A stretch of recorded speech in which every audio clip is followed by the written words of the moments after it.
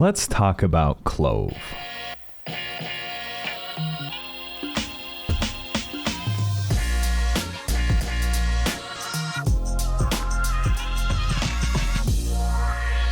Hello and welcome back to another video. I'm your beautiful host, Young Buffett, and in today's video, we're going to talk about all things Clove. If you're new here, what we're doing is we're looking at stocks that are the most talked about stocks that are subject to short squeezes, stocks that are just really getting manipulated. We're taking a look at everything. We take a look at shorts. We take a look at dark pool data. We take a look at Reddit public sentiments. We take a look at where we should put our money, because a lot of people are talking about a lot of different things. And speaking about talking about a lot of different things, if you need a emotional support group, that's what Finery is.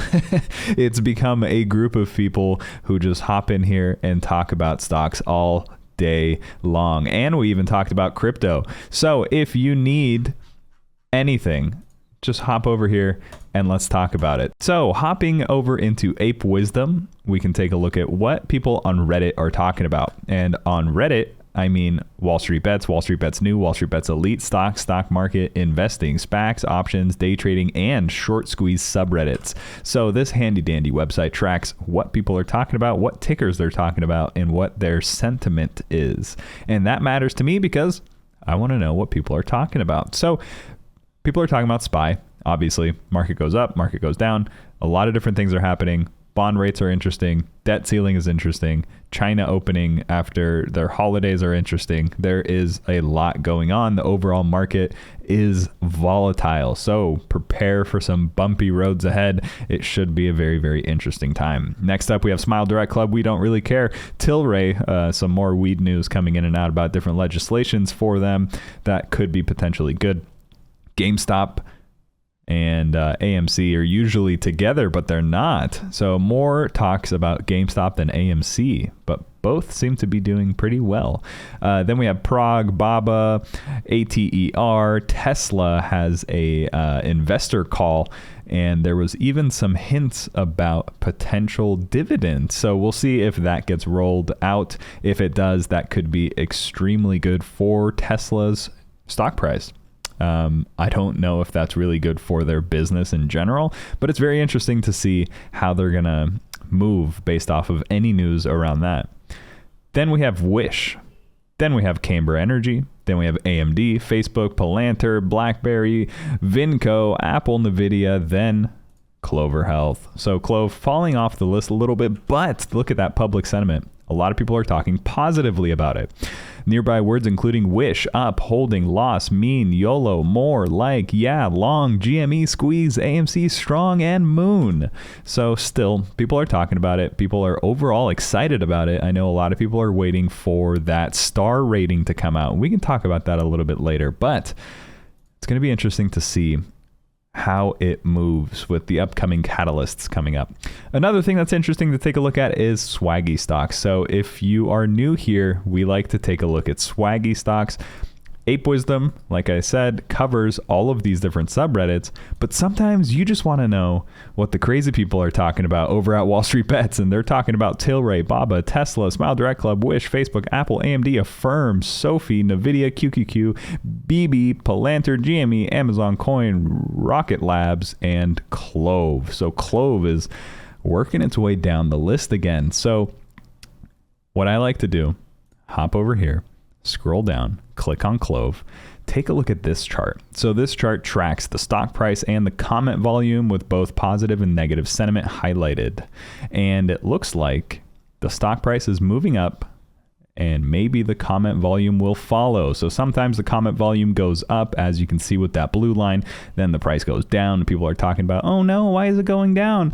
But then sometimes the stock price moves up and then down and nobody really cares. But then other times the stock price shoots up and then people talk about it and get super excited about it. So we just like to document who's saying what and what the stock price does. A lot of retail investors are investing in Clove. A lot of hedge funds and stuff are keeping Clove down. So it really does take some sort of catalyst to bring in a wider audience, because right now, all the people that are talking about it and all the people that are invested in it are within these subreddits. And there's about 42 or something thousand CLOV subreddit members. So those are all people who are interested in CLOV.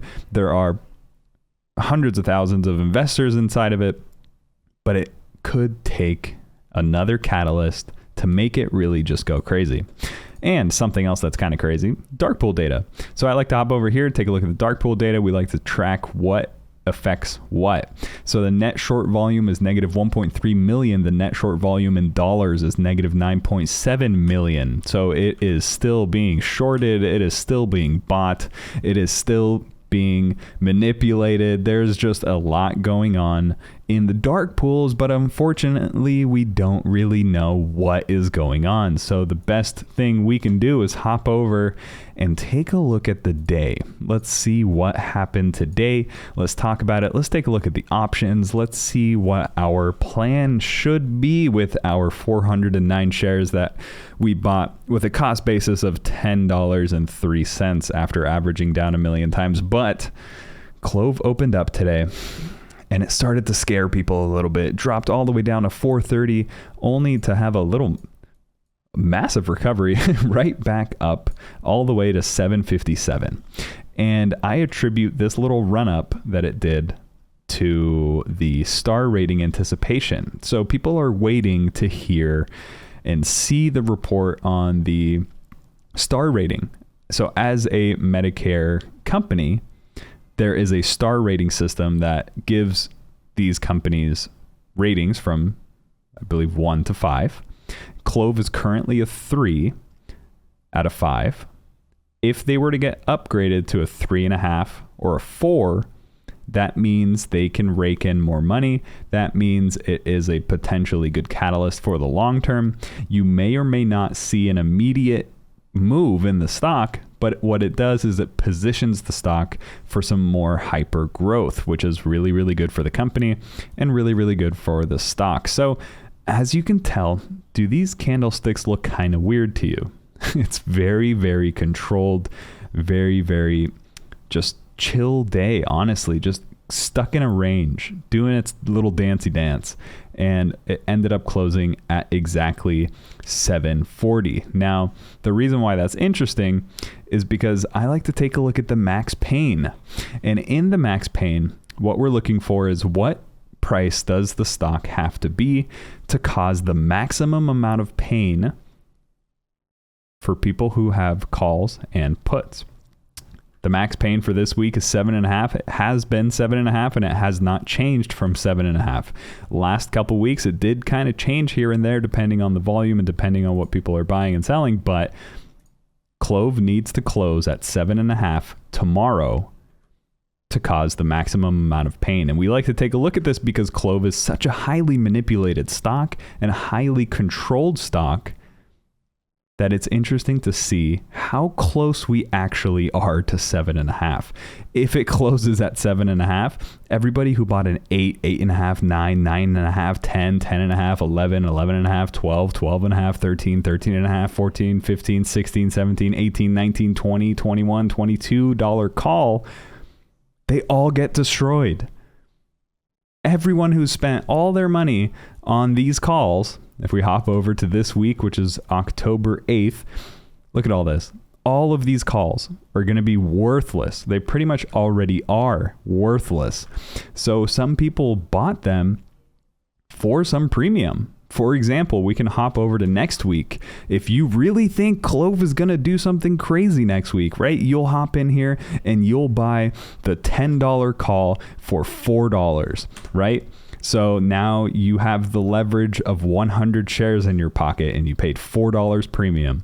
But then if CLOV does nothing and it doesn't move, you just lost $4.